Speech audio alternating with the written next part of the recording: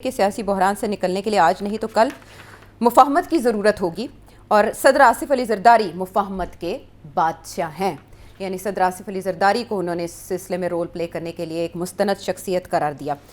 ہم نے دیکھا کہ وزیراعظم نے کچھ دن پہلے ہی یہ مذاکرات کے حوالے سے ایک پازیٹیو جسچر شو کیا تھا. مین وائل اب پیپلز پارٹی بھی آ گئی. حالانکہ اسٹیٹمنٹ اس سے پہلے کوئی ایسی نہیں آئی, لیکن اب تو ایسے لگتا ہے کہ کوئی سیریس ایفرٹ ہونے جا رہی ہے جس میں پیپلز پارٹی بھی شیئر ہولڈر اسٹیک ہولڈر بننا چاہتی ہے. آپ بھی ایسے ہی سمجھتے ہیں؟ دو باتیں میرے ذہن میں آ رہی ہیں. پہلی بات تو یہ ہے کہ آج برسی پہ نہ والد صاحب نے نہ صاحبزادے نے کوئی ذکر کیا ہے محترمہ کا کہ ان کی جو مرڈر ٹرائل یا مرڈر انکوائریز تھی اس کا کچھ نہیں نکلا. حالانکہ ان کے پاس پہلے بھی ایک حکومت رہی ہے پیپلز پارٹی کی جو کہ تفتیش کر سکتی تھی, کچھ اس کو کسی انجام پہ لے کے آتی. وہ بھی نہیں ہوا ان 5 سالوں میں, 2008 سے لے کے 2013 تک. اب پھر یہ ایک حکومت کا حصہ ہیں اور پریزیڈنسی ان کے پاس ہے, سندھ حکومت ان کے پاس ہے, اور ابھی بھی کسی قسم کی پیش قدمی نہیں ہوئی کہ کیا ہوا, کیسے ہوا, کس نے کیا, and so on and so forth.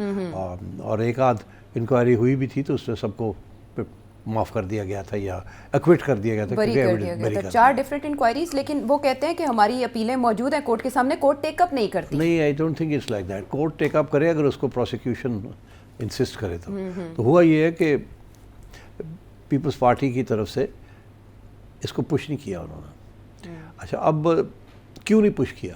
Let's be honest.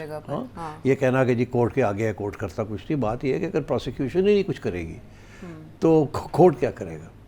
مگر اب ایک چیز میں یاد دلا دوں جو کہ اس سارے معاملے کے اوپر روشنی ڈالتی ہے. محترمہ پاکستان آنے سے پہلے 2007 میں ان کو خدشہ ہو گیا تھا کہ ان کے ساتھ حادثہ ہو سکتا ہے. اچھا. اور ان کے اوپر اٹیمپٹ ہوگی. اس کی بہت ساری ایویڈنسز ہیں,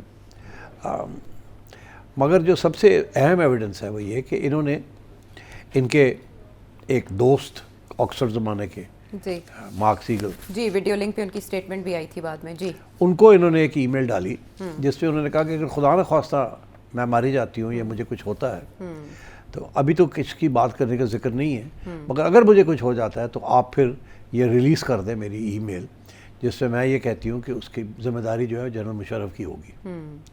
تو انہوں نے الزام پہلے ہی جنرل مشرف پہ لگا دیا تھا کہ اگر خدا نہ خواستہ کچھ ہوتا ہے تو اس کی ذمہ داری جنرل مشرف کی ہوگی. کیوں انہوں نے ایسے کیا تھا؟